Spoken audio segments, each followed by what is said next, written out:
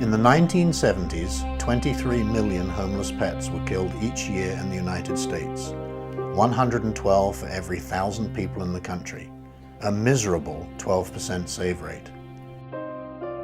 In the years between 1970 and 1996, the number of pets killed in shelters in the US dropped from around 23 million to 6 million.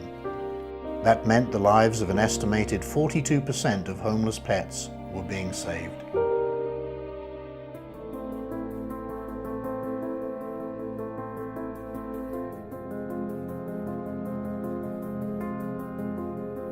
It's hard to imagine now, but back then there were no courses in shelter medicine, and veterinarians that worked in animal shelters weren't very well respected by their colleagues.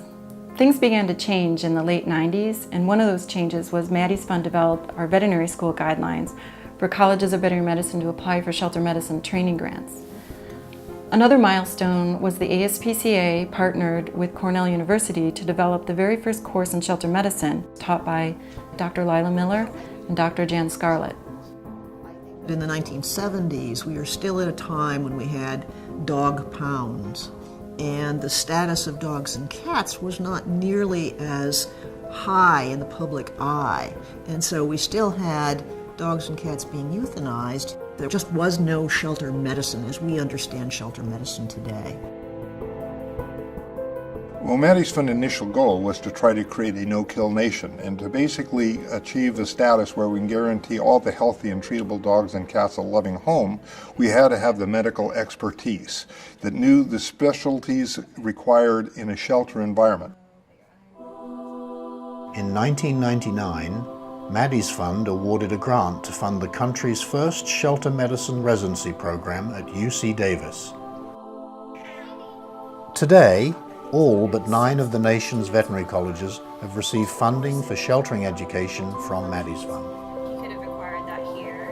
In the past, shelters frequently had to respond to disease outbreaks by high euthanasia rates of the animals in the shelter. They just didn't know that there were alternatives to cleaning house and starting over. It's been so rewarding to take the tools we're developing at the University of Florida into these shelter outbreaks, helping them develop strategies for segregating the animals, treating the ones that have become sick, and coming through the other side of these storms without euthanizing any animals. You can see they lost a couple of incisors, so.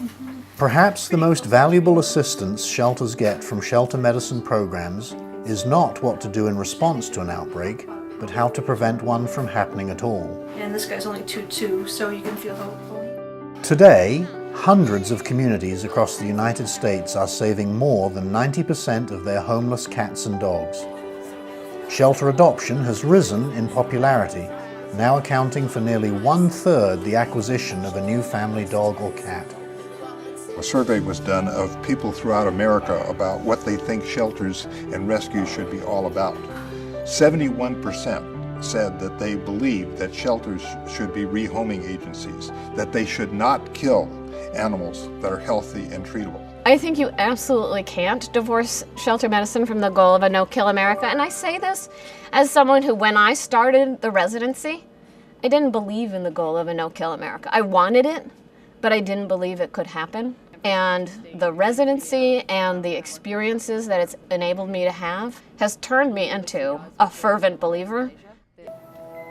Having an army of veterinarians who are prepared to enter shelters and work there directly or to help from their own private practices, but having a knowledge base in shelter medicine to be effective is critical for helping animals around the country.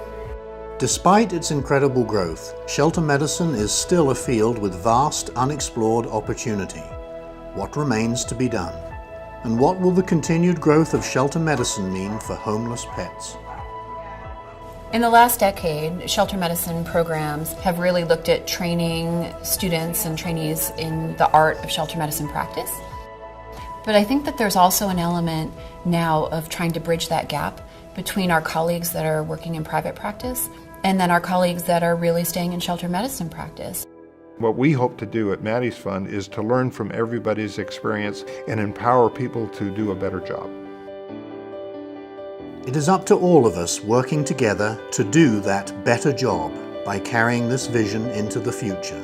That one day, Soon, we will save all our healthy and treatable homeless pets and truly become a no-kill nation.